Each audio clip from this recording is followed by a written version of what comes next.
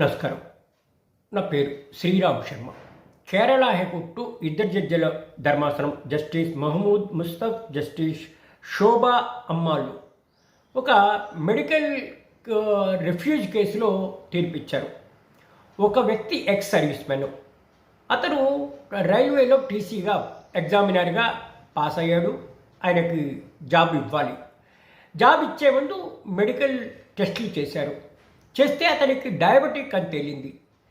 Medical బోర్డుకి refer చేసి ఇతని డయాబెటిక్ కాబట్టి ఇతనికి ఉద్యోగం ఇవ్వడానికి వీలు లేదు, అనారోగ్యం పాలవుతున్నాడు కాబట్టి ఇతనికి ఉద్యోగంకి అనర్హుడు, అర్హత లేదు అని చెప్పేసి మెడికల్ బోర్డు ఇచ్చిన రికమెండేషన్ను సపోర్ట్ చేస్తూ సౌత్ సెంట్రల్ రైల్వే అతనికి ఉద్యోగం ఇవ్వకుండా నిరాకరించింది. ఆయన ఊరుకోకుండా ఛాలెంజ్ చేశాడు కేరళ హైకోర్టులో. కేవలం డయాబెటిక్ చిన్నంత మాత్రాన ఉద్యోగం ఇవ్వకుండా ఇట్లా రిజెక్ట్ చేయడం తప్పు.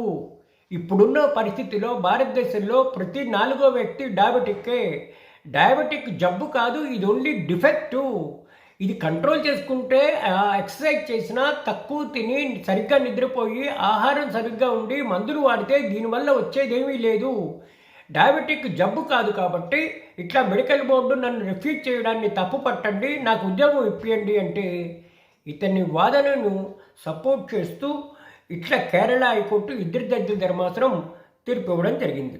కరెక్టే, ఇది డయాబెటిక్ అనేది డిఫెక్టే, ఇది డిసీజ్ కాదు, ఇది కంట్రోల్లో ఉంటుంది. మందులు తిని ఎక్సర్సైజ్ చేస్తే కేవలము డయాబెటిక్ ఉన్నంత మాత్రాన ఉద్యోగానికి అర్హుడు కాదు అని చెప్పడానికి వీల్లేదు, ఇది జబ్బుతో సమానం కాదు అని ఇట్లా మెడికల్ బోర్డు రైల్వే ఇచ్చినది తప్పుపడుతూ ఇతనికి ఉద్యోగం ఇవ్వాలి అని ఆదేశించింది.